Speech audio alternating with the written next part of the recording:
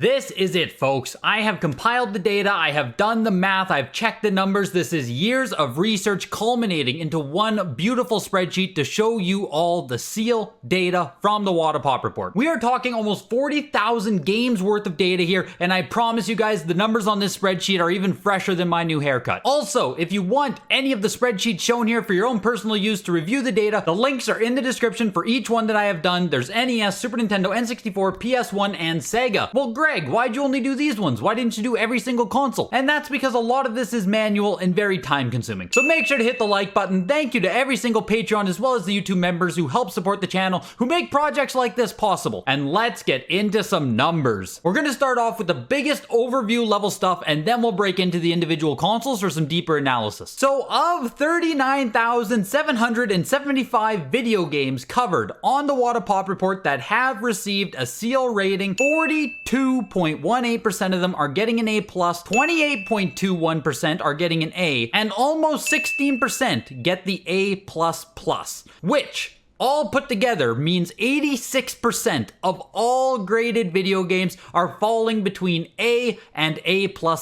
Now this creates two very real reasons as to why this might be happening. Reason 1, people only submit video games that have nice seals. Therefore, every game submitted is going to fall within A or A++ because it's not worth submitting games with large rips or other issues to the seal, which will usually mean there's going to be creases on the box, cracks in the case, and other wear as well. That is one explanation as to why the grades would all be skewing so high. Possible reason number 2, the WATA seal scale, which has 7 individual levels to it, going from A++ to C, is far too concentrated within the A and A++ level because the seal itself allows for way too much variance in the A+ and A levels. This is something we've talked about a ton on this channel, a ton in the Discord, a ton when we watch auctions. You can see A+ games that are damn near perfect, or you can see an A+ game that has some small rips in it and obvious scuffs. You can see an A game that looks pretty darn nice, or you can see an A game that has large rips on it and very obvious wear. The amount of variance allowed in the A+ level and the A level is so wide that WATA wants everything to shoehorn into those A and A+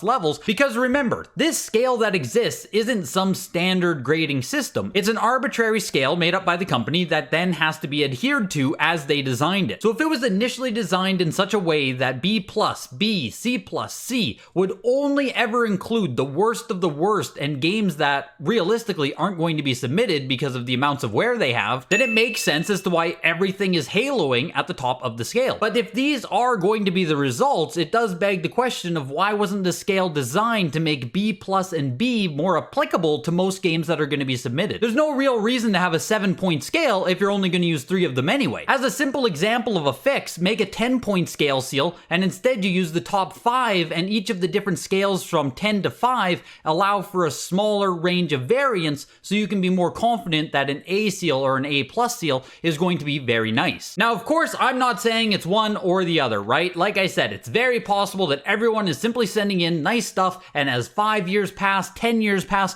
we're gonna see that everything trends downwards. We're gonna see the A get more numbers, B+, B, etc. In my opinion, between those two reasons that I just presented there, I think the truth is somewhere in the middle. I do feel like A+ and A are allowing for too much variance in the seal condition, but I also do recognize people aren't going to send in games that look like shit. That just makes sense. Another thing that's been anecdotally mentioned by a ton of people at this point is that since WATA moved from Denver to California, the seal grade ratings have gotten tighter and they have gotten harder. So what we see here in this data count is primarily going to be from Denver grading. They've only been in California now since the start of 2022, give or take. So if they are in fact being tighter with giving out A++, with giving out A+, then it is going to take a lot of time until we do see these numbers trend down to a more fleshed out representation of the seal rating. Looking at the individual consoles here above, you can see that A+ and A seal ratings are the most common distributed, except for N64, where A++ seal grades are actually given out almost 27% of the time, which is kind of insane. I have to assume that's just because a lot of N64 games are being submitted straight from case packs still. Like, there's just more survivability driving examples of them, but I was surprised to see that high of an A++ distribution there. And still, A+ is hitting 45% of the time. On PS1, it's hitting 46% of the time. Looking at all of the data here on the highest level, it only seems fair to assume that WATA did design the seal rating to include almost everything within A to A++, which isn't a bad thing, right? Inherently, that isn't an issue. It does mean you're going to see a lot of variance on the A seal rating and the A+ seal rating. Like I was saying, some A's are going to look a lot better than other A's, but what it does mean is that we also need to appreciate the scale then for what it is. An A seal rating isn't that special at all. And heaven forbid you fall below an A seal rating, you are now in the bottom 15% of all seal ratings of all games submitted, which is pretty insane to say. Like if you have a B seal rating on your game, if you have a 9.4 B, okay, that's a nice box or something, but you're literally in the bottom 3% of all submitted games as far as seal rating goes. That is crazy to think. I don't think this data requires all of us to rethink the way we look at seals or anything. Obviously, it's going to be console dependent, game dependent. There's still a ton of caveats that go into that, but this is exactly what I was talking about in my modern grading guide, where I was saying if you're going to submit a DVD style game, if you're going to be submitting something ultra modern, you really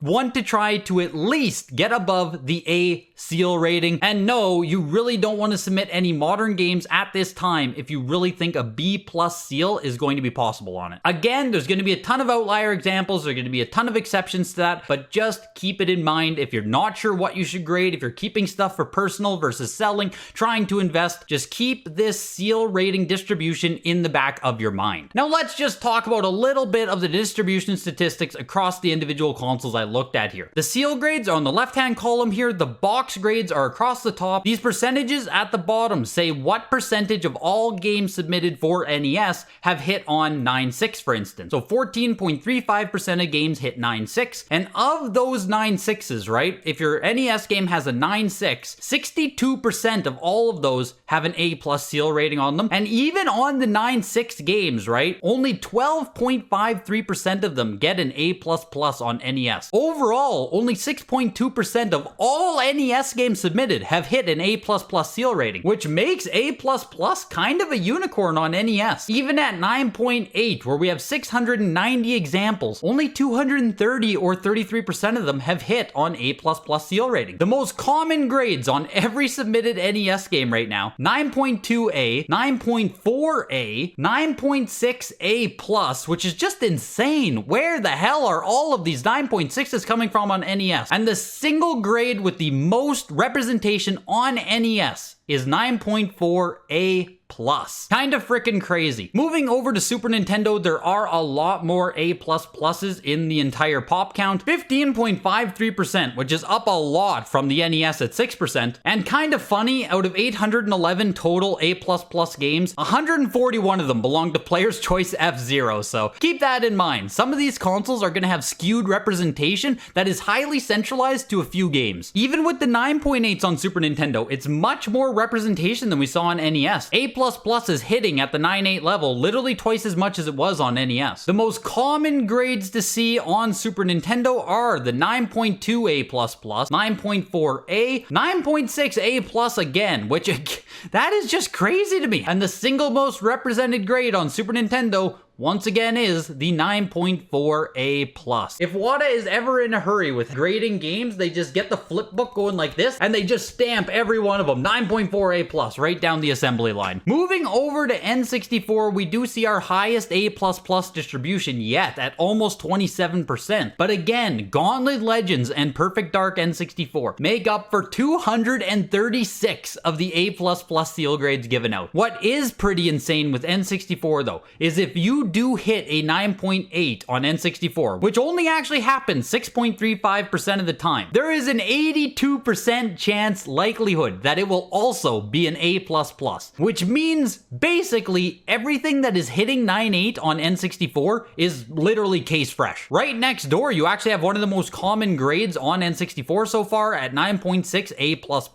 Again, that is very, very likely mostly case fresh game representation there. 9.4 A+, plus and A++ are also very common grades to see on the N64 right now. But interestingly, and I think this is a much more indicative marker of what your average N64 game you're going to find on eBay or in a collection, etc. is going to look like, 8.5 A+ has the highest distribution on the N64 pop report. That is a testament to just how shitty the N64 boxes are. I swear to God, you just hold them in your hands and it's gonna start creasing inwards. On to the PS1 pop report, where we already know everything falls between 9.4, 9.6, and 9.8. So how about the seal grades? How do they do? Well, they actually don't give out many A++ at all on PS1. Even on 9.8 PS1, you're almost just as likely to have an A seal rating as you are an A++ seal rating. Black Label 9.8 A++ is not that common at all to see on your really premium titles. Because do remember, I'm saying, oh, there's 395 9.8 A++ games. There's over 1,000 PlayStation games on the pop report. So 395 of them total means 1/3 of all games graded have a 9.8 A++ representation. But obviously it's not actually distributed like that. It's going to be very certain games that have higher percentages of 9.8 A++ versus literally every other single game. Which is why I say there are numerous caveats to this, so please don't go in the comment section and say, but Greg, getting a 9.8 A++ on this game is extremely rare, blah blah blah. Yes, I understand that. Anyways, on the PS1, the two most common grades by far are 9.6 A+ and 9.8 A+. The only other one that's kind of close is 9.6 A, but you can see it's still far under the 9.6 and 9.8. And on the last console today, Sega Genesis. What do the seal ratings look on this? Because we all know how difficult it is to find a perfect seal on a Sega Genesis game. The A++ happens 17% of the time, which honestly, I'm surprised. That's higher than I expected it would, especially when you think that NES is only 6%. A+ happens 37% of the time, and A happens 23% of the time. So even on Sega Genesis, where most seals you look at are going to be kind of ripped, torn, and, you know, not in the nicest of condition, almost 78% of the time it's falling between A++ and A. We do see the highest B+ representation on the Genesis report at 14.32%, but still, it's just not utilizing most of the seal scale. On Sega Genesis, again, something that I thought was kind of surprising, if you do hit 9.8 on your box grade, it is actually very likely you have an A+ or an A++ seal rating. They aren't easily giving out the 9.8 on Sega Genesis, despite it being a hard case design. 9.8 actually only happens 11% of the time. The most common grades you will see are the 9.4 and the 9.6, which does make sense. Like I said, it's a hard case game. It's a lot harder for it to get damaged. 9.4 happening 25% of the time, and 9.6 happening 30% of the time. And within those, we see a lot of the most common Sega Genesis grades here. Your 9.4A and your 9.6A+ are your two most common Sega Genesis grades you're going to see. Which makes sense because usually the Genesis clamshell isn't going to be damaged, but the seal will be. But still, even on Sega Genesis, A+ is by far the highest seal distribution. Hopefully this gives you something to think about, and hopefully this gives you a good perspective on the seal grades that are being given out. Hit the like button. Putting together this data took a lot of time. I will see you guys in the next video. Goodbye.